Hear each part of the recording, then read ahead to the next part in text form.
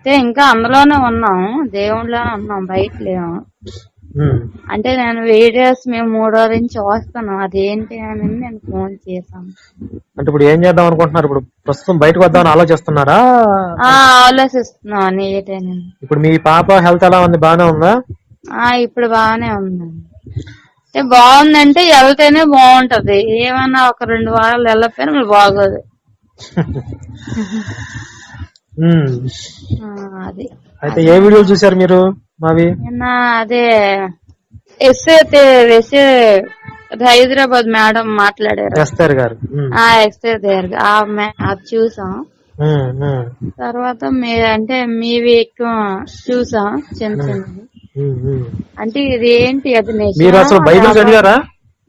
నేను చదువుకోలేదండి అసలు. మీ హస్బెండ్ ఏం చేస్తారమ్మా? మామూలుగా కూలి